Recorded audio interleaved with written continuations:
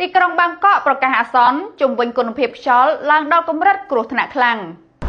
អាជ្ញាធរថៃបានចេញសេចក្តីប្រកាសអាសន្នសុខភាពសម្រាប់ប្រជាជននៅទីក្រុងបាងកកខណៈការបំពុលខ្យល់ PM 2.5 បានកើនឡើងដល់កម្រិតគ្រោះថ្នាក់គិតត្រឹមថ្ងៃប្រហ័សទី13ខែវិច្ឆិកានេះសង្កាត់ចំនួន12បានរងផលប៉ះពាល់ធ្ងន់ធ្ងរហើយមន្ត្រីបាននិយាយថា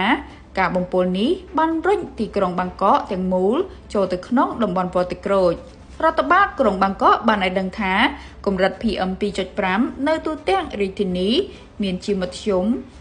32.4 មីក្រូក្រាមក្នុង1ម៉ែត្រគូបទោះជាយ៉ាងណាក៏ដោយសង្កាត់ជាច្រើនបានលើសពីកម្រិតសុវត្ថិភាព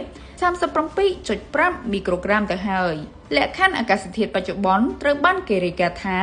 កាន់តែយ៉ាប់យ៉ឺនដែលធ្វើឲ្យសារធាតុពុលមិនងាយរសាត់បាត់និងបណ្ដាលឲ្យគុណភាពខ្យល់អាក្រក់អូសបន្លាយយូរនៅតំបន់ភាគខាងជើងខាងកើតកណ្ដាលនិងខាងត្បូងនៃទីក្រុងបាងកកក្នុងរយៈពេលប៉ុន្មានថ្ងៃខាងមុខទៀតផលប៉ះពាល់នឹងការប្រុងប្រយ័ត្នជាមួយគ្នានោះអាជ្ញាធរបានជំរុញឲ្យប្រជាជនចាត់វិធានការក្នុងការប្រុងប្រយ័ត្នជាចាំបាច់រួមមានពាក់ម៉ាស់ការពារដែលរចនាឡើងសម្រាប់ PM 2.5 ផ្អាកសកម្មភាពនៅខាងក្រៅតាមដានរោគសញ្ញាសុខភាពដូចជាក្អកដង្ហើមខ្លី